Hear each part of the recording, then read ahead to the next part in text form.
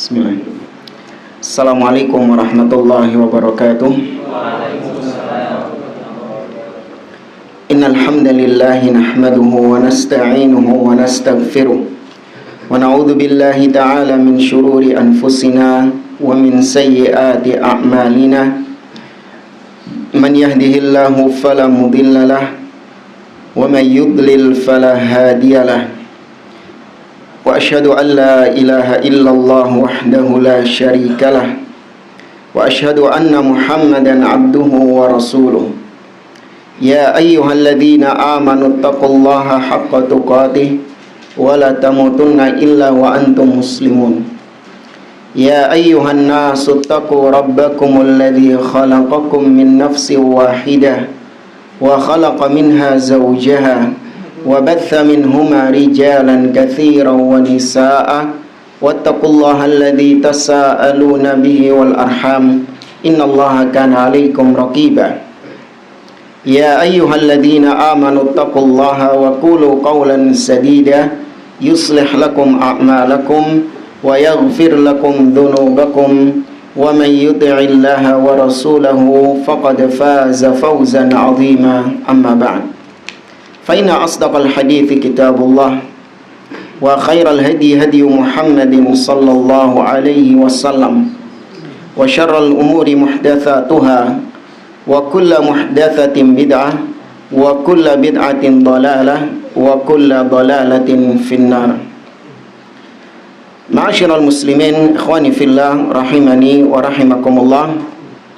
Kita akan melanjutkan kembali pembahasan kitab Hirasatut Tauhid yang ditulis oleh Al-Allamah Abdul Aziz bin Baz rahimahullahu ta'ala.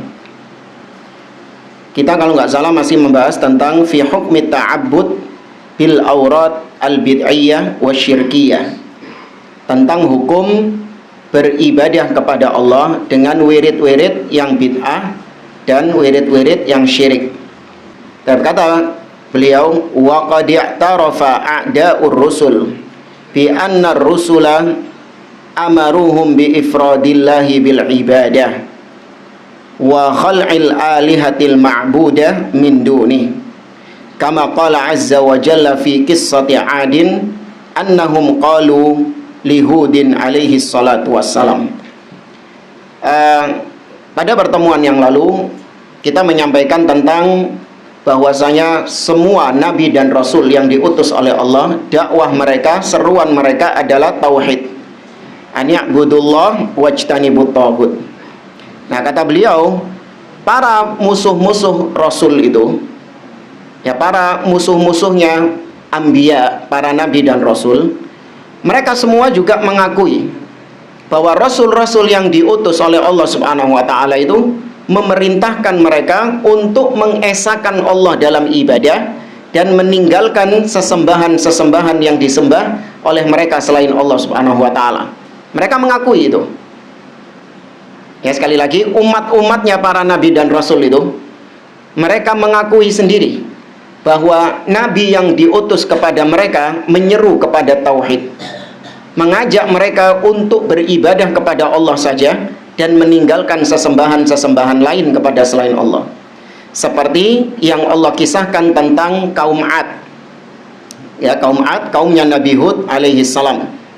Di mana mereka mengatakan kepada Nabi Hud sebagai bentuk pengakuan mereka, kata mereka, qalu ajitana lina'budallaha wahdah wa nadhara ma kana ya'budu abauna. Kata mereka, wahai Hud, apakah engkau datang kepada kami untuk agar kami menyembah Allah saja dan agar kami meninggalkan apa yang disembah oleh nenek-nenek moyang kami? Nah, berarti kan mereka sadar ajakan Nabi Hud adalah mengajak mereka kepada Allah, mengajak mereka tauhid dan melarang mereka dari kesyirikan. Itu disadari oleh mereka. Mereka artinya sudah mendapatkan poin itu. Mereka ini bukan kaum yang nggak paham. Ketika diajak oleh nabi-nabi tersebut, mereka bukan orang-orang yang nggak paham. Apa sih maksudmu tauhid? Apa sih maksudmu syirik? Apa sih maksudmu dakwah itu? Enggak. Mereka sudah paham apa yang didakwahkan, diajak kepada mereka itu. Makanya mereka tanya seperti itu. Wa qala subhanahu wa ta'ala an Quraisyin. Sebagaimana juga Allah berfirman tentang orang-orang Quraisy, umatnya Nabi Muhammad, kaumnya Nabi Muhammad sallallahu alaihi wasallam. Lamma da'ahum nabiyyuna Muhammadun sallallahu alaihi wasallam ila ifradillahi bil ibadah. Tatkala Nabi sallallahu alaihi wasallam menyeru mereka, mengajak mereka untuk mengesahkan Allah dalam beribadah, menjadikan Allah sebagai satu-satunya yang disembah. Wa tarki ma ya'buduna min duni. Dan Nabi menyeru mereka untuk meninggalkan segala sesuatu yang disembah oleh selain Allah, kepada selain Allah. Minal malaika, baik nyembah malaikat, wal aulia atau menyembah wali-wali, wal asnam atau berhala-berhala, wal asjar atau pepohonan-pepohonan, wa ghairi dzalik, dan selain itu. Nah, ini Allah abadikan dalam surat Shad ayat yang kelima tentang ucapan orang-orang Quraisy yang sama dengan ucapan kaum Ad tadi, bahwasanya mereka tahu dan mengakui Nabi yang diutus kepada mereka mengajak kepada tauhid dan melarang mereka dari kesyirikan. Mereka mengatakan, Allah berfirman, aja'alal alihata ilaha wahidah inna hadza lasyai'un ujab. Apakah Muhammad ini ingin menjadikan sesembahan-sesembahan yang banyak ini? Kan mereka nyembah banyak berhala kan? Apakah maksud Muhammad dakwah ini? Yaitu mengajak kita untuk meninggalkan semua yang kita sembah ini, sesembahan-sesembahan yang banyak ini, dan hanya menjadikan satu saja yang disembah. Inna hadza lasyai'un ujab. Ini adalah sesuatu yang aneh, sesuatu yang menakjubkan, sesuatu yang ajib, artinya aneh bagi mereka. Sebagian mereka juga mengatakan dalam ayat yang lain, ma sami'na bihadza fi abainal awwalin. Kami nggak pernah mendengar ada ajakan seperti ini pada nenek-nenek moyang kami yang sebelumnya. Ini diantara salah satu argumentasi orang-orang musyrik.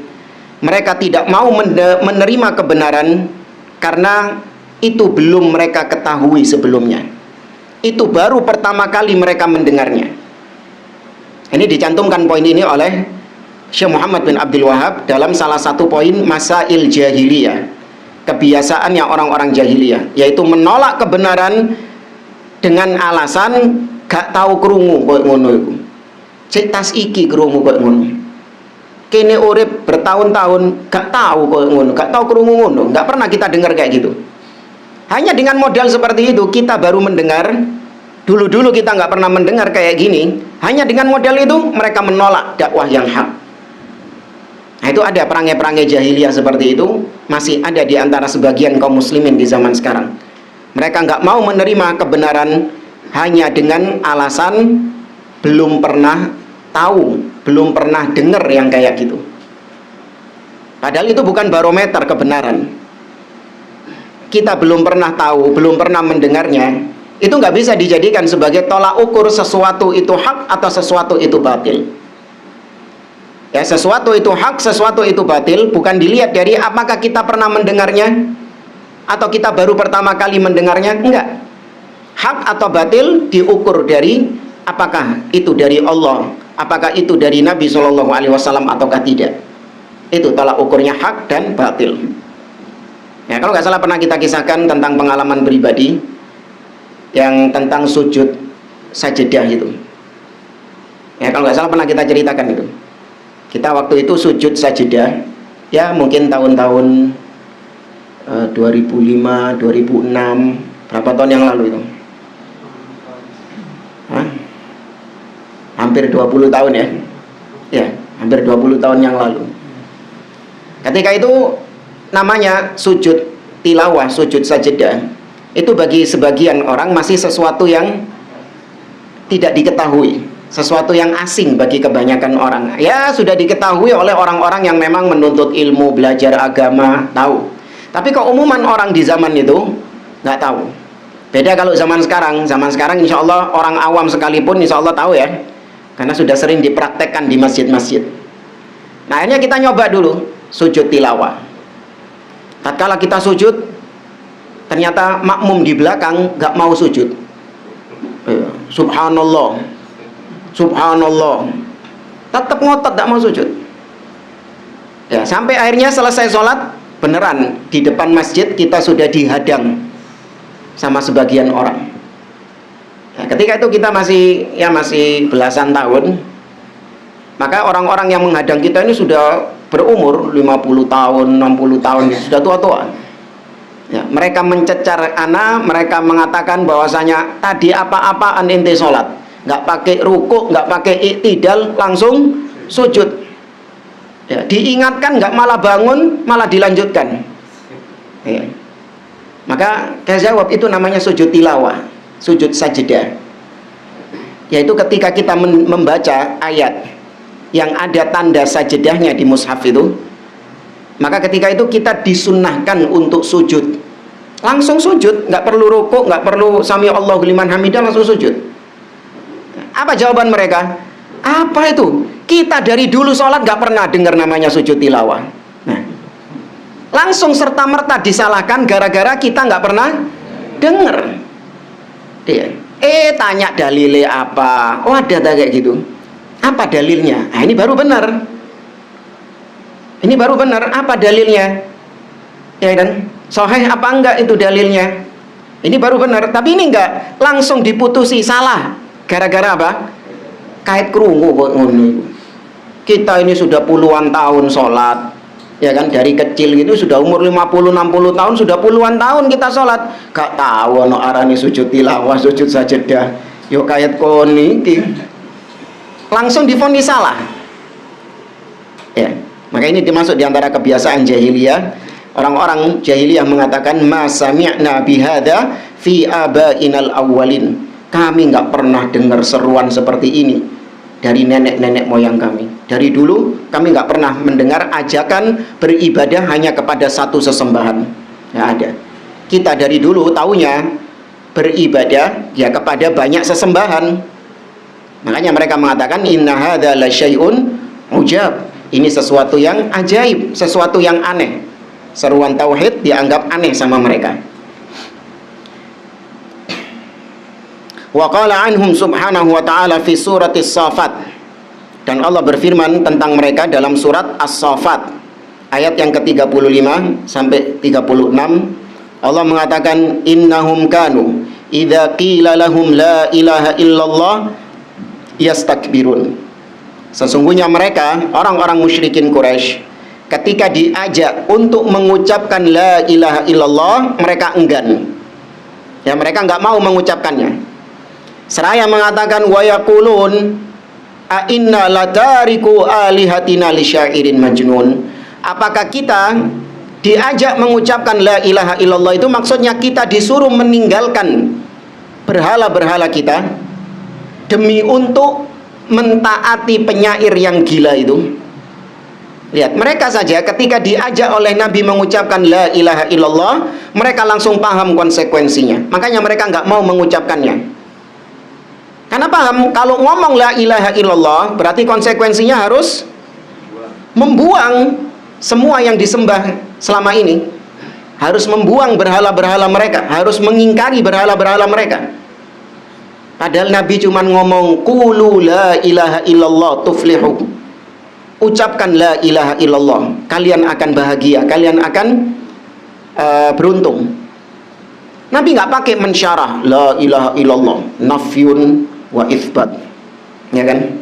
La ilaha illallah itu ada nafi dan ada itu kita itu. Nabi nggak perlu mensyarah. Nabi nggak perlu mensyarah kalimat tauhid la ilaha illallah kepada orang-orang Quraisy. Kenapa nggak perlu mensyarah? Karena kalimat tauhid itu sudah dipahami langsung oleh orang-orang Quraisy tanpa disyarah oleh Nabi. Ya kan? Dipahami sama mereka. Makanya sampai mereka mengatakan tadi, mereka memahami Nabi mengajak la ilaha illallah, mereka langsung tak connect. Oh, berarti kita disuruh meninggalkan berhala-berhala kami. Karena la ilaha illallah artinya apa? La ma'buda bihaqqin illallah. Tidak ada yang berhak disembah dengan benar kecuali Allah. Ya, maka berarti semua yang disembah selain Allah harus dikatakan sesembahan yang tidak benar. Harus dibuang. Oh, geger. Mending gegeran daripada sampai membuang tradisi. Ya, daripada sampai menghilangkan warisan nenek moyang. Ya, mending perang sudah. Ya. Wal ayatud dalatu ala hadzal ma'na katsiratun. Dan ayat-ayat yang menunjukkan tentang makna ini sangat banyak. Wa mimma dzakarnahu minal ayat wal ahadits yattadhihu laka waffaqani Allah wa iyyakum lil fiqhi fid din wal basira bihaqqi rabbil alamin. Adapun yang kita sebutkan dari ayat-ayat Al-Qur'an dan hadits-hadits Nabi sallallahu alaihi wasallam, ya semoga Allah memberikan taufik kepadaku dan kepada Anda untuk bisa memahami agama ini dan bisa mengamalkan agama ini dengan benar sesuai yang diinginkan oleh Rabbul Alamin. Dari ayat-ayat dan hadits-hadits yang dipaparkan sebelumnya, yattadhihu laka anna hadhil ad'iyah wa anwa al-istighatsah allati bayyantaha fi su'alika kulliha min anwa'i syirkil akbar. Maka dari ayat-ayat dan hadits-hadits yang kita sebutkan tadi, berarti pertanyaan yang kau ajukan tentang doa-doa, wirid-wirid, zikir-zikir yang kau ajukan di pertanyaanmu, ya, karena kalau mungkin lupa, di pertanyaan itu seorang penanya bertanya kepada Syekh Abdul Aziz bin Baz tentang wirid-wirid, doa-doa yang dilakukan oleh sebagian orang dengan memanggil wali-wali atau bahkan meminta-minta kepada Rasulullah. Aghithna ya Rasulullah, wahai Rasulullah, tolonglah kami, ya, adrikna, perhatikan kami, ya Sayyid, ya Aqtab, ya Asyad, wahai wali-wali kutub, ya, wahai para sayyid-sayyid. Ya, ini pertanyaannya itu ditanyakan kepada Syekh Abdul Aziz bin Baz. Kemudian dibawakan dalil-dalil tentang tauhid tadi. Nah, baru kemudian kesimpulannya dari dalil-dalil tadi disimpulkan bahwa wirid-wirid dan doa-doa yang kau tanyakan itu semuanya termasuk jenis syirik akbar. Ya, termasuk jenis syirik akbar. Kenapa dikatakan syirik akbar? Karena doa itu ibadah. Manakala diserahkan kepada selain Allah, berarti dia syirik akbar. Apa dalilnya doa itu ibadah? Ad-du'a wal ibadah. Itu dari hadis. Kalau dari Al-Quran, ud'uni astajib lakum innal ladzina yastakbiruna an ibadati sayadkhuluna jahannama dakhirin. Berdoalah kepadaku, niscaya akan aku kabulkan. Sesungguhnya yang enggan beribadah kepadaku. Berarti doa ibadah, karena lanjutannya Allah mengatakan sesungguhnya yang enggan beribadah kepadaku dia akan masuk ke dalam neraka jahanam dalam keadaan hina. Nah, ketika doa ini dipersembahkan kepada selain Allah, yang diseru adalah selain Allah, yang diminta merupakan kekhususan Allah, maka berarti itu syirik akbar. Ya, kekhususan Allah seperti rizki, kesembuhan, ya, minta supaya diangkat musibah, minta supaya diberi ilmu, minta supaya ya diberi kesehatan dan yang lainnya. Ini siapa yang bisa mengabulkan? Allah. Ketika diminta kepada selain Allah, mintanya kepada Rasulullah, maka itu jenis syirik akbar. Tapi kalau minta kepada selain Allah, hal-hal yang memang makhluk mampu melakukannya, syirik nggak? Tidak syirik. Ya, minta tolong diambilkan air misalnya. Ya, minta tolong diambilkan air. Wahai fulan, tolong ambilkan saya air. Ya, ini syirik nggak? Enggak. Karena itu bukan kekhususan Allah Subhanahu wa ta'ala. Makhluk juga mampu melakukannya. Li'annaha ibadatun li ghairillah. Kenapa dikatakan syirik akbar? Karena itu adalah ibadah yang diperuntukkan kepada selain Allah, dipalingkan kepada selain Allah. Apa konsekuensinya syirik akbar? kufur, orangnya kafir, murtad. Kalau syirik asghar enggak. Terus apa lagi? Nah, menghilangkan amal soleh. Semua amalan yang dia kerjakan hangus. Hajinya, puasanya, sholatnya, sodakohnya, nol. Kalau syirik asghar, hanya ibadah yang syirik asghar itu saja yang hangus. Adapun ibadah-ibadah yang lain, kalau memang itu diterima sama Allah, maka masih ada pahalanya. Cuman para ulama khilaf, apakah ketika orangnya tobat dari syirik akbar itu balik lagi pahalanya atau enggak? Ya, itu ada khilaf di antara para ulama. Jadi antara Imam Malik dengan Imam Asy-Syafi'i. Kalau Imam Malik mengatakan enggak balik. Nol. Karena syirik, kata Allah, la in asyrakta la yahbatanna amaluk. Apabila kau berbuat syirik, maka hanguslah semua amalanmu. Berarti ketika dia tobat, ngulang lagi dari nol. Ya, yang sudah haji, wajib haji lagi. Tuh. Paham ya? Yang sudah haji, wajib haji lagi dia. Ada orang mari kaji, ya, kemudian setelah itu dia murtad, keluar dari Islam. Akhirnya tobat dia. Wah, keliru rek. Rungono gak murtad. Ya, tobat balik lagi. Nah, ketika balik Islam lagi, wajib haji lagi enggak? Kalau kata Imam Malik wajib haji lagi. Ya, tapi kata Imam Syafi'i enggak. Ya, orang yang bertobat maka dia diganti keburukan-keburukannya itu dengan kebaikan. Illa man tab, kata Allah dalam surat Al-Furqan, kata Allah Subhanahu wa taala, yalqa athama yudha'af lahul adzabu yaumal qiyamah wa yakhlud fihi muhana illa man taba wa amana wa amila amalan salihan fa ulaika yubaddilullahu sayyi'atihim hasanat. Ya, maka keburukannya diganti dengan kebaikan. Ya, ini dipahami oleh beliau, gak wajib haji lagi. Ya, ala kulli hal, yang penting jangan berbuat syirik. Ya. Terus apa lagi konsekuensinya? Syirik akbar sama syirik asghar. Nah, syirik akbar apabila pelakunya mati belum tobat, maka dia kekal di neraka selama-lamanya. Adapun syirik asghar tidak. Ya, dia diampuni oleh Allah Subhanahu wa taala kalau dia tidak mendapatkan syafaat. Kalaupun dia tidak mendapatkan syafaat, kalaupun dia tidak diampuni, maka dia dihukum hanya sesuai dengan kadar syirik asgharnya. Kalau sudah selesai masa hukumannya, maka dia dientas dan dimasukkan ke dalam surga. Oh, dientas ini. Kurang, nggak cocok kalau dikeluarkan itu. Tidak menggambarkan. Iya, kalau mentas ini kan mari nyemplung, ditiriskan.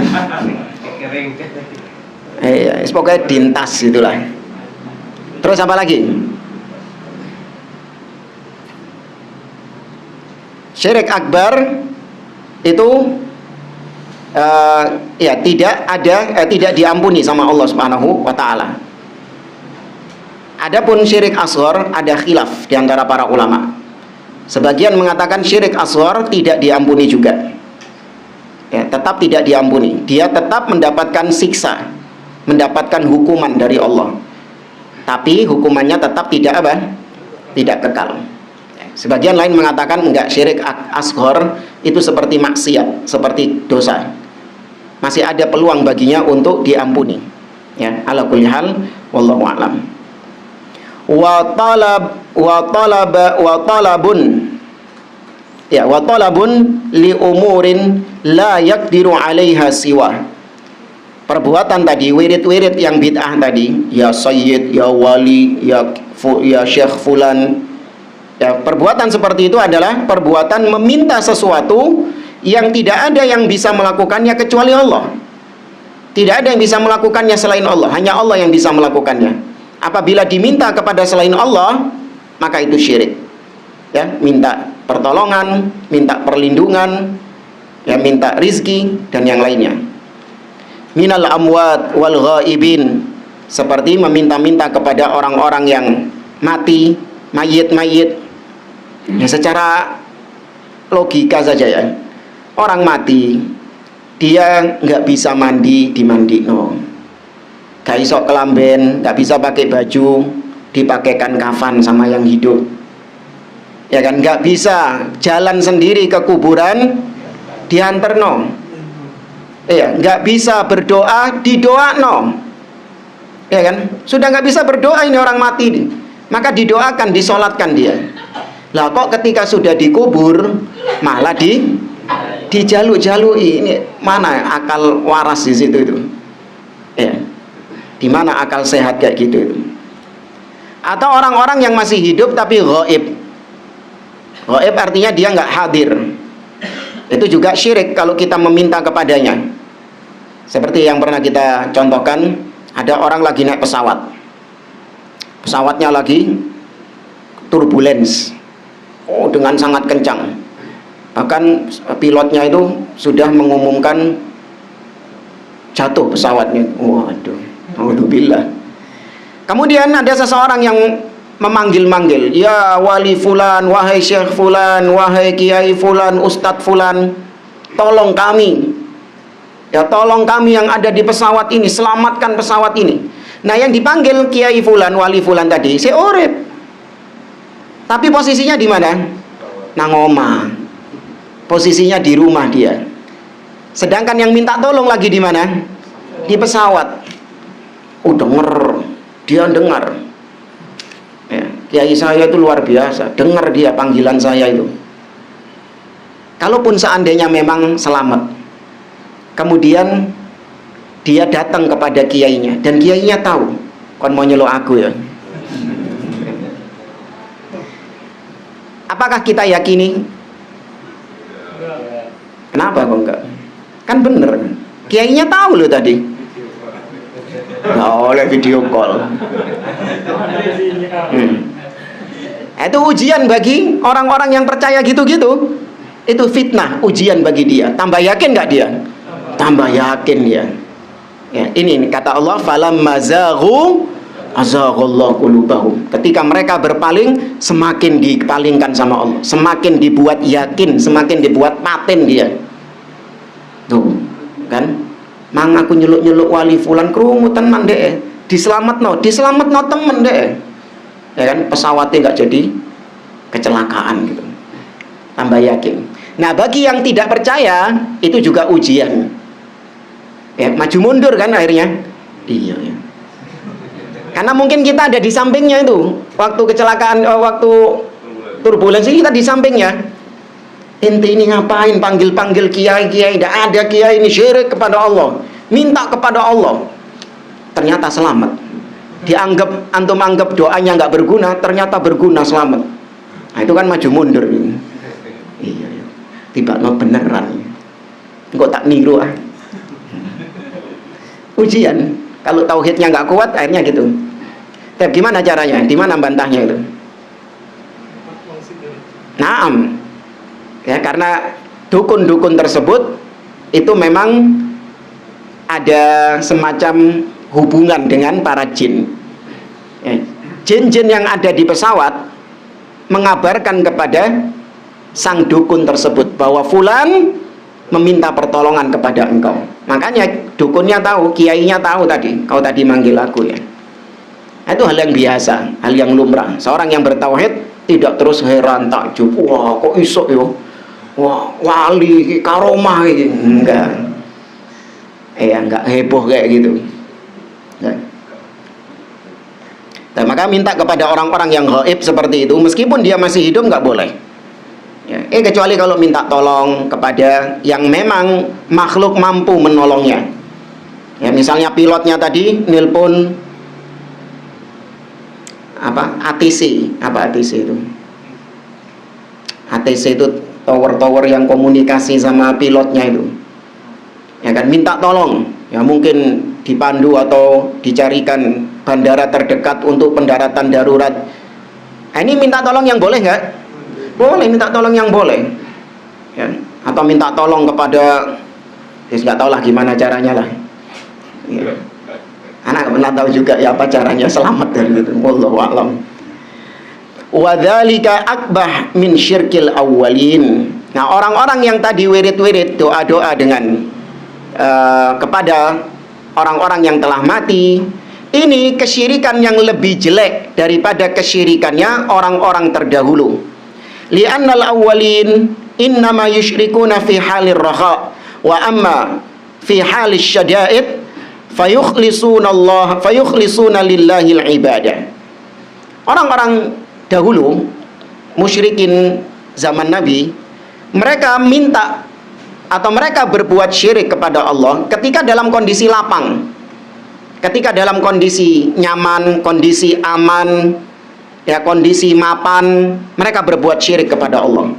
Tapi ketika dalam kondisi yang mencekam, dalam kondisi yang mereka sedang ditimpa musibah, mereka nggak berbuat syirik kepada Allah. Orang-orang dahulu ini, bukan sekarang.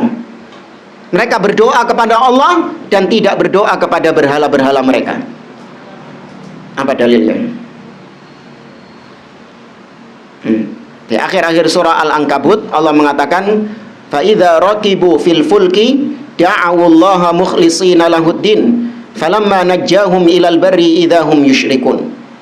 Ketika mereka naik ke atas kapal, kemudian kapalnya terombang-ambing, maka mereka berdoa kepada Allah mukhlisin, dengan ikhlas, dengan murni. Ini kondisi apa ini berarti? Turbulence kapalnya tadi, kondisi bahaya.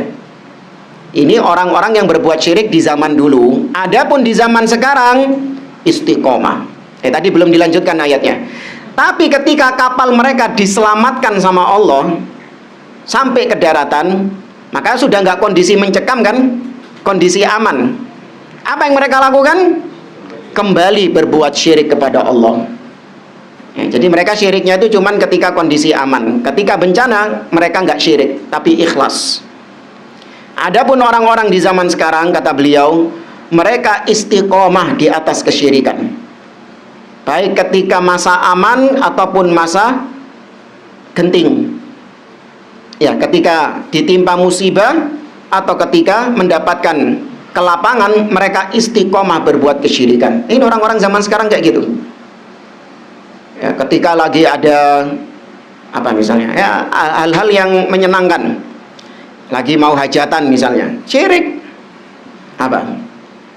Mawang, ya, nyeluk pawang. Atau mau menikah, lihat weton, ya, dicocokkan dulu tanggalnya, wetonnya, cari tanggal yang baik, menghindari bulan Suro, iya, menghindari bulan Muharram karena bulan sihir, bulan sial. Apa itu? Bulan Selo. Bulan apa itu? Dzulqa'dah. Oh, nggak tahu kan? Tahunya bulan Suro itu dok. Ya, atau bulan-bulan lain lah. Ya, berbuat syirik kepada Allah, padahal suasananya bukan lagi musibah, suasananya lagi suasana senang. Mereka berbuat syirik. Nah, ketika ditimpa musibah, bukannya malah bertauhid kepada Allah, malah mereka berbuat syirik. Ketika lagi nggarap proyek, ya, tukang-tukang sedang menggarap proyek, ternyata banyak tukang-tukang yang mati ketiban apa? Ya, ketiban material. Ya, kata dukunnya tumbali kurang. Ya, tumbali kurang. Musibah, bukannya malah kembali kepada tauhid, tambah semakin berbuat syirik kepada Allah Azza wa Jalla. Lihat yang terjadi di Lumpur Sidoarjo itu. Ya, pernah dulu waktu awal-awal itu, bukannya malah bertauhid kepada Allah, meminta ampun kepada Allah Subhanahu wa taala, malah berbuat syirik, disembelihkan sesembelihan, kemudian dibuang, dilempar di lumpur itu. Naudzubillah. Ditimpa musibah malah semakin berbuat syirik. Ini kata Syekh Muhammad bin Abdul Wahab dalam Al-Qawaidul Arba'. Kesyirikan di zaman sekarang lebih parah daripada kesyirikan di zaman dahulu. Ya, dari sisi itu kesyirikannya. Yang kedua, kata para ulama, dari sisi kalau kesyirikan di zaman dahulu itu ya tetap syirik ya, tapi masih masuk akal gitu loh. Nggak masuk akal sih. Ya apa ya maksudnya? Gini maksudnya. Orang-orang zaman dahulu ketika berbuat syirik, Maka yang mereka syirikkan itu adalah memang sosok-sosok yang mereka anggap bisa untuk menolong mereka. Kayak misalnya berhala-berhalanya orang-orang Quraisy, itu kan diambil dari nama tokoh-tokoh mereka. Lata, ya, Lata itu yang mengadon roti, ya, kemudian dibagikan kepada para jamaah haji ketika itu. Orang baik, tokoh terkenal itu, Lata. Ya, demikian juga dengan Uzza, Hubal. Ini nama tokoh-tokoh mereka. Kemudian dibikinkan monumen, patung, berhala, kemudian disembah. Ini kesyirikan orang-orang di zaman dahulu. Nyembah Nabi, Nabi Isa disembah, nyembah malaikat, ya kan? Nyembah pepohonan, bebatuan, nyembah matahari. Ini hal-hal yang ya bisa dikatakan masih memiliki apa ya? Ya, masih memiliki keterkaitan dengan mereka. Mereka anggap ini bisa mendatangkan manfaat bagi mereka. Adapun orang-orang di zaman sekarang, mereka berbuat syiriknya itu menyekutukan Allah Subhanahu wa taala bukan dengan hal-hal demikian, tapi bahkan dengan hal-hal yang paling gak masuk akal, gak logis. Iya, tapi tahu apa itu yang dikeramatkan? Kotoran, jamaah. Kotoran dikeramatkan. Naudzubillah. Orang-orang syirik di zaman dahulu saja nggak ada yang ngeramatin kotoran, nggak ada. Baru terjadi di zaman sekarang ini, lebih parah. Kemudian orang-orang fasik, ya, bukan orang-orang soleh, orang-orang fasik. Kalau zaman dahulu Lata, Uzza, Nabi Isa, malaikat, ini kan termasuk orang-orang yang soleh. Maksudnya hamba-hamba Allah yang soleh kemudian dipersekutukan. Kemudian yang di zamannya Nabi Nuh, wali limo siapa? Wat, Suwa, Yaguth, Ya'uq, Nasr. Ini 5 orang soleh nggak? 5 orang soleh kemudian disembah oleh kaumnya. Nah, kalau di zaman sekarang orang fasik kuburannya dikeramatkan. Orang fasik. Ada di Mesir itu kuburan seorang yang dikenal dengan nama Al-Badawi. Ya, kuburan keramat di Mesir itu Al-Badawi. Al-Badawi ini nggak diketahui bagaimana sirahnya, sejarahnya bagaimana. Yang diketahui sama orang-orang adalah hanya satu cerita saja. Dia pernah masuk ke masjid, kemudian kencing di masjid, kemudian keluar. Mati, kuburannya dikeramatkan. Prestasinya cuma apa? Nguyu nang masjid. Ya, itu prestasinya dia. Kemudian mati, dikeramatkan kuburannya. Jadi memang menjadi bisnis yang menggiurkan kuburan ini ya. Antum nemu kuburan siapa, kemudian antum karang-karang kisah-kisah yang heboh tentang dia. Banyak yang datang jamaah. Iya, antum punya tanah kosong, ya kan? Kemudian antum bilang bahwasanya di sini telah ditemukan kuburan wali fulan, kuburan Syekh fulan. Ya, terus gimana ceritanya Syekh fulan? Ngarangu dewe. Iya, karang-karang sendiri. Dia ini dulu pernah ini, bikin cerita yang heboh. Ya kan? Dan cerita itu tersebar dari sana ke sana. Kemudian juga bikin oknum-oknum yang mereka mengaku-ngaku bahwa doa di situ dikabulkan sama Allah. Saya dulu miskin, banyak utang. Begitu datang ke kuburan ini, kuburan sing antum karang ini, begitu saya datang ke sini langsung saya kaya raya, utang lunas semuanya. Ya. Bikin oknum-oknum seperti itu. Maka jadi bisnis kuburan yang menggiurkan. Ya. Makanya ketika kita lantang menyuarakan syiriknya orang-orang yang minta kepada kuburan, siapa yang paling marah? Hah? Kenapa mereka marah? Hah? Kenapa mereka marah? Ya. Makan apa saya nanti? Alhamdulillah. Li'annahum ya'lamun annahu subhanahu huwal qadir ala takhlisihim minasyiddati duna ghairi. Kenapa orang-orang dahulu mereka ketika ditimpa musibah dalam kondisi yang genting mereka berdoa hanya kepada Allah karena mereka tahu tidak ada yang bisa menyelamatkan mereka dari musibah kecuali Allah. Itu mereka yakin. Berhala-berhala yang mereka sembah gak iso apa-apa, gak bisa menolong mereka. Yang bisa menolong hanya Allah Azza wa Jalla. Makanya ketika Ikrimah bin Abi Jahal yang pernah kita kisahkan kabur dari Mekah setelah peristiwa Fathu Mekah itu, maka Ikrimah bin Abi Jahal dan beberapa orang-orang yang ikut kabur Ketika itu diombang-ambingkan kapalnya. Maka tatkala itu ada seorang awak kapal yang menyeru, "Ayyuhan nas, wahai sekalian manusia, inna alihatakum la tanfa'ukumul yaum." Sesungguhnya berhala-berhala kalian tidak ada manfaatnya sekarang ini. Akhlisud du'a lillah. Murnikan doa kalian hanya kepada Allah, karena yang bisa menyelamatkan kita dari musibah ini hanya Allah. Tuh, masih ada tauhid pada orang-orang kafir Quraisy. Meskipun mereka tetap musyrik, tapi masih ada nafas-nafas tauhid di situ. Kama qala ta'ala fi kitabihi al-mubin an ulaikal musyrikin. Seperti yang Allah firmankan di dalam kitabnya tentang orang-orang musyrikin. Nah, ini surat Al-Ankabut ayat 65. Fa idza raqibu fil fulki da'u Allah mukhlishina lahuddin falamma najjahum ilal barri idza hum yusyrikun. Ketika mereka naik ke atas kapal dan kapalnya terombang-ambing, maka mereka berdoa kepada Allah dengan ikhlas. Namun ketika mereka diselamatkan oleh Allah ke daratan, mereka kembali berbuat syirik. Wa qala subhanahu wa ta'ala yukhatibu fi ayatin ukhra. Dan Allah juga mengatakan di ayat yang lain, yukhatibuhum, Allah berbicara kepada orang-orang Quraisy di surah Al-Isra ayat 67, wa idza massakumud durru fil bahri dhalla man tad'una illa iyyah. Ketika kalian ditimpa musibah di lautan, maka sebagian di antara kalian tersesat ketika berdoa. Artinya tersesat di sini. Biasanya dia berdoa kepada berhala, tapi ketika ditimpa musibah, dia tidak berdoa kepada berhala, tapi dia berdoa hanya kepada Allah. Falamma najjakum ilal barri a'radtum.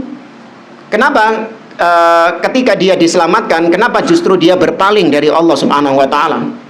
Justru dia malah beribadah kembali kepada berhala-berhala itu.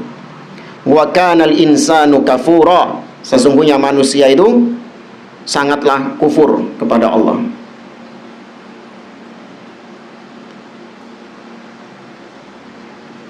Baik, jamaah rahimani wa rahimakumullah. Ya, ada sisa waktu 15 menit.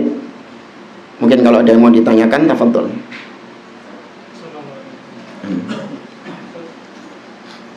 kan orang-orang musyrikin itu kan udah tahu ya konsekuensi kalau mengucapkan kalimat syahadat itu kan harus memurnikan tauhid. Ada di zaman di baru-baru ini yang lihat kemarin itu ada ibu kita itu nggak tahu, katanya bercanda, tapi anak lihat zohirnya nggak bercanda sih, mengislamkan orang kafir yang terkenal. Dia ucapan syahadat terus dipeluk kan? Ya Pak? Ucapan syahadat terus dipeluk, ngapain gitu? Saya ngucapin apa? Nah itu tuh kalau dia nggak tahu memang kayak dijebak kayak gitu tuh, apakah dia itu konsekuensinya langsung masuk Islam, apa dia kalau dia murtad lagi gimana? Oh, orang kafir yang di-prank gitu dah. Iya kan, di-prank. Tadinya kata teman di-prank gitu. Apakah statusnya sudah muslim? Kalau Ya. lihat sih zohirnya bukan nge-prank, tapi nggak tahu katanya di-prank. Nah ya, orang kafirnya ini kaget. Iya kaget. Kalau ternyata ucapan itu adalah Masuk Islam. Ya. Belum siap tuh. Nah, ucapan la ilaha illallah, syahadat, itu membutuhkan 7 syarat. Ya, terkumpul dalam sebuah bait syair, wa bi syurutin sab'atin qad quyyidat wa fi nususil wahyi haqqan waradat fa innaha lam yantafi' qailuha bin nutqi illa haitsu yastakmiluha. Dengan 7 syarat kalimat tauhid itu diikat, dan dalil-dalilnya ada di dalam nas-nas Al-Quran dan Sunnah. Sesungguhnya orang yang mengucapkan syahadat la ilaha illallah itu tidak bermanfaat syahadatnya, artinya tidak berlaku syahadatnya sampai dia sempurnakan 7 syarat ini. Ada yang bisa nyebutkan? Ya, as-sidqu, jujur. Al-ilmu, dia tahu, berilmu. Nah, kalau tadi kan nggak tahu dia. Kemudian al-yakin, dia meyakini, mengucapkan kalimat tersebut dengan yakin, dengan ikhlas. Tapi ikhlas ini di ucapan yang lain ya. 8 jadinya. Enggak, ini yang 7, versi yang 7. Kalau versi yang 8 ada ikhlasnya. Ya, ini kita versi yang 7. Apa? Sadar. Enggak, bukan. Ya, al-ilmu, ya, wal yaqinu. Ya, kok jadi lupa pisan. Antum enggak urut tadi apa itu? Hah? Tidak dipaksa? Enggak, bukan ini syarat mengucapkan la ilaha illallah. Tentang ucapan la ilaha illallah ini bermanfaat atau tidak dengan tadi al-ilmu wal yaqinu wal inqiyadu. Ya, al-inqiyad artinya adalah dia tunduk patuh dengan konsekuensi la ilaha illallah itu. Apa konsekuensinya la ilaha illallah? Maka dia menjadi seorang muslim. Kalau sudah seorang muslim wajib sholat, wajib puasa di bulan Ramadan, dan konsekuensi-konsekuensi yang lainnya dia harus tunduk dengan konsekuensi itu. Ya, kemudian al-mahabbah. Ya, al-mahabbah yaitu dia cinta dengan kalimat la ilaha illallah itu. Bukan dia benci dengan kalimat la ilaha illallah, tapi dia mencintai la ilaha illallah. Ya, tadi sidqu sudah jujur. Al-mahabbah apa, kurang berapa tadi? Kurang 1. Berapa tadi? 6 sudah. As-sidqu wal al-ilmu wal yaqinu wal qabulu, ya, wal qabulu wal inqiyad, was-sidqu wal mahabbatu. Kurang 1. Sudah qabul tadi, menerima. Dia harus menerima la ilaha illallah itu. Sudah patuh. Enggak beda. Dia menerima la ilaha illallah itu, bukan menolak, tapi diterima oleh dia la ilaha illallah itu. Apa yang kurang tadi? Itu 2 yang jawab. Antum 1, antum 1.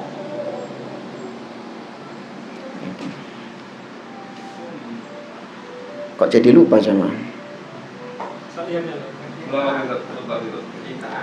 Al-ilmu wal yaqinu, al-yakin wal qabulu wal inqiyad, was-sidqu. Qabul belum tadi sudah. Mahabbah, iya. Waffaqakallahu liman ahabba terakhirnya. Masa qabul belum tadi?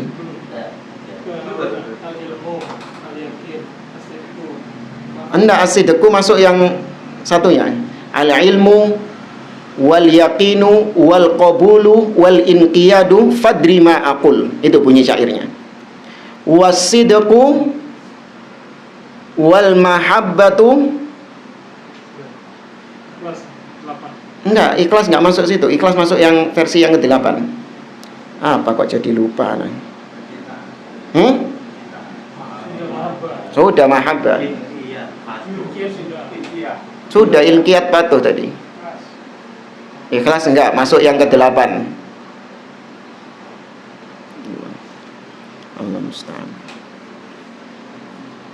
Ya nanti kalau ingat ya saya sudah ini. Namanya manusia ini. Sudah yakin. 6 tadi, 4 sama 2. Bait syair sebelumnya 4, harusnya bait syair yang setelahnya itu 3. Ini cuma 2 yang dia sebut. As-sidqu wal mahabbatu.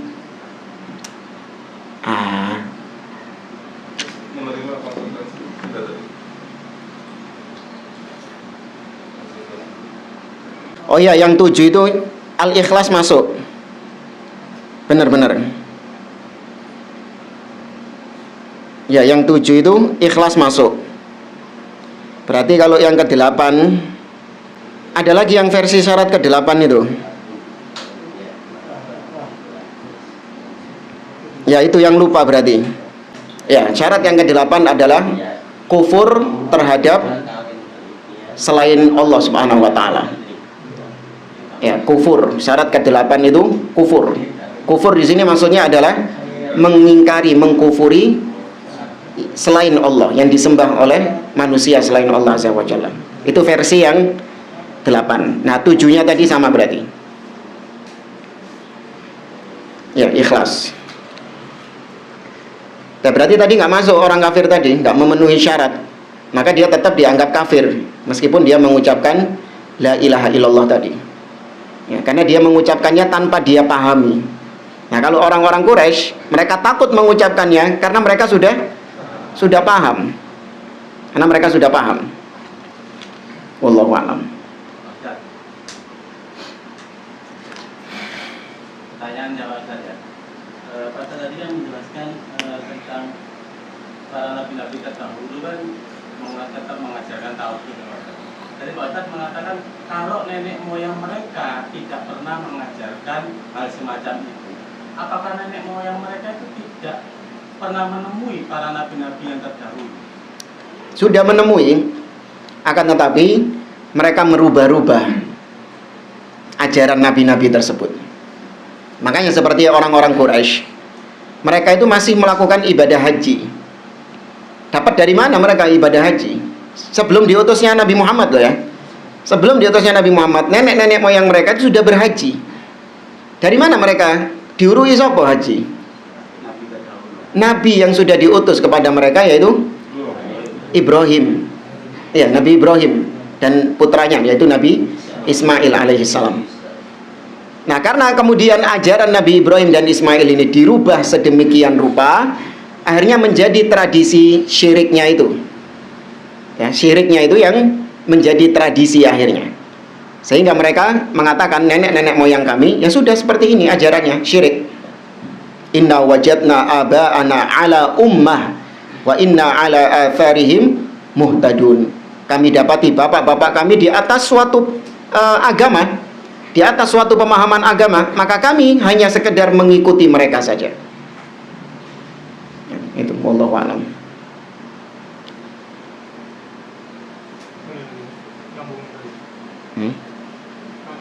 Berarti kalau orang kafirnya itu tidak memenuhi 7 syaratnya, misalkan hanya terpenuhi 3 atau 4 aja gimana? Iya, tetap tidak memenuhi syarat. Syarat itu semua harus dipenuhi. Dan itu ada lawan-lawannya. Ilmu lawannya jahil. Nah, kalau dia jahil dengan kalimat la ilaha illallah, kayak tadi diprank, nggak tahu kalau ternyata la ilaha illallah itu adalah kalimat syahadat. Nah, kalau dia jahil, maka berarti nggak memenuhi syarat. Ya, kemudian yang kedua al-yakin. Lawannya adalah dia nggak yakin. Nah, kalau dia nggak yakin dengan kalimat la ilaha illallah itu, tidak dia yakini di dalam hatinya, alias dia mengucapkannya dengan kemunafikan. Ya kan? Munafikan mengucapkan di lisan tapi hatinya tidak meyakininya. Maka nggak sah la ilaha illallah. Orang-orang munafik mengucapkan nggak la ilaha illallah? Mengucapkan. Ya, Abdullah bin Ubay bin Salul, gembongnya munafik, mengucapkan la ilaha illallah. Tapi kata Allah, yaquluna bi afwahihim ma laysa fi qulubihim. Mereka mengucapkan dengan lisan-lisan mereka apa-apa yang bukan dari hati mereka. Jadi mereka tidak meyakininya. Ya, al-qabul, menerima. Maka lawannya adalah adamul qabul, yaitu ar-rad, menolak. Ya, kalimat la ilaha illallah ini tidak diterima sama dia, tapi ditolak. Ya, dia tidak dia tidak mau menerima la ilaha illallah. Berarti konsekuensinya atau kebalikannya adalah dia menolak kalimat la ilaha illallah tersebut dengan semua konsekuensi-konsekuensinya. Kemudian al-inqiyad, tunduk patuh. Maka lawannya yang tidak memenuhi syarat adalah dia tidak tunduk dan tidak patuh kepada Allah. Artinya dia nggak mau, nanti kalau saya masuk Islam ya, saya nggak mau. Terus ya nanti saya harus yang perempuan pakai hijab, terus saya disibukkan dengan sholat, ya kan? Akhirnya saya nggak, kerjaan saya terganggu gara-gara sholat. Tuh ada kayak gitu. Jadi ada ini mu'alaf mau masuk Islam, ya sebagai syarat pernikahan, kau masuk Islam, baru bisa menikah denganku, kata si perempuan gitu. Hanya si lakinya ini mau masuk Islam, tapi tadi itu, ya wis aku masuk Islam. Tapi nanti aku nggak mau disibukkan ya dengan aturan-aturan di dalam Islam. Ya, harus sholat, subuh harus bangun. Kalau Ramadan harus puasa, enggak, aku nggak mau. Nah, ini berarti dia nggak tunduk dengan konsekuensi la ilaha illallah itu. Ya, maka berarti sah nggak kalimat la ilaha illallahnya? Nggak sah. Dia nggak mau tunduk dengan konsekuensinya itu. Berarti zina. Berarti bukan muslim berarti. Kenapa? Bukan muslim. Berarti. Iya, bukan muslim. Jatuh Berarti, zina. ya. Jatuhnya zina. Jatuhnya zina. Kalau tetap diiyakan sama si perempuan tadi, ya wis gak apa-apa bang, pokoknya lakon muslim. Itu kalau dia ngomong ya Ustaz ya. Ya, Kalau dia mengucapkan la ilaha illallah, kita tak tahu motifnya. Dohirnya aja, Ustaz. dohirnya saja ya. Kalau dohirnya saja kita tetap menghukumi dia Islam. Urusan dosanya itu di antara dia dengan Allah Azza wa Jalla. Kita yang masih menganggap sebagai muslim, bojone, istrinya yang masih menganggap dia sebagai muslim tidak dosa. Ya, tapi nek bojone tadi diiyani wae, iya wis gak apa-apa, wis pokoke rabi sik. Paham ya? Wis pokoke rabi dhisik suku. Iya. Cek ngelegokno wong tuane. Iya, karena orang tuanya kokoh, nggak boleh kalau nggak Islam. Ya, ternyata Islamnya kayak gitu tadi. Salah tujuh tadi kan kalau orang itu misalnya awal, tentunya kan itu ada proses kan Ustaz. Untuk itu kan juga proses kan, perjalanan dari dia sholat, belajar sholat, tentunya kan itu kan proses. Termasuk juga yang tadi misalnya apa? Cinta itu kan nggak bisa timbul langsung kan Ustaz. Tapi ada kadarnya, meskipun cinta nggak timbul langsung, tapi tetap ada kadar minimal kecintaan itu pada la ilaha illallah, meskipun kecil. Atau mungkin nggak tunduk lah, tunduk dan patuh ini kan proses itu. Ya, tapi kan tetap ada, tapi kan tetap ada keinginan dia untuk taat kepada Allah. Tetap ada kadar minimal dia mau untuk taat kepada Allah, meskipun nanti dalam perjalanannya nggak mulus. Ya, tapi dia memiliki keinginan untuk tunduk taat kepada Allah Subhanahu wa taala. Tapi ternyata setelah masuk Islam ternyata susah. Ya, ternyata dia mendapati banyak rintangan, nggak bisa mulus taatnya kepada Allah. Yang seperti ini ya tetap kalau dikatakan wajar ya jangan diwajar-wajarkan tuh. Ya, tapi bukan berarti kemudian dia Islamnya nggak sah. Ya, bukan berarti dia nggak bisa memenuhi syarat. Jadi jangan dianggap 7 syarat la ilaha illallah itu syarat yang berat, sehingga kalau kayak gitu syaratnya berarti nggak ada orang yang Islam. Enggak. Ustaz, bagaimana dengan sahabat yang waktu mau dibunuh Ustaz, membaca la ilaha illallah akhirnya dibunuh oleh sahabat? Nah, itu makanya menghukumi dohirnya. Ya, kan cuma dohirnya aja. Iya, menghukumi dohirnya. 7 syarat di situ kan nggak masuk kan? Itu antara orangnya sendiri. Jadi kita ini nggak perlu mensensus. Nggak perlu mensensus orang lain. Dia dengan Allah ya? Iya, antara dia dengan Allah. Keislaman dia memenuhi syarat atau tidak itu antara dia dengan Allah. Kecuali kalau memang muncul tanda-tanda yang menunjukkan dia nggak memenuhi syarat, baru kayak tadi diucapkan sendiri sama dia. Awas, nanti kalau aku masuk Islam, aku nggak mau disibukkan dengan ibadah-ibadah, sholat, puasa, nggak mau. Gitu. Nah, ada sudah ucapan seperti itu, baru dikatakan dia tidak memenuhi syarat masuk Islam. Ya. Tapi kalau ternyata dia mengucapkan la ilaha illallah, dia mengucapkan syahadat, memenuhi syarat atau tidak, itu urusan dia sama Allah Azza wa Jalla. Makanya Nabi memarahi Usama bin Zaid yang membunuh seseorang ketika dia mengucapkan la ilaha illallah. Nabi nggak nyuruh, nggak takut dhisik apa niatnya. Iya. Nggak tanya dulu niatmu apa gitu, enggak. Dihukumi dohirnya saja.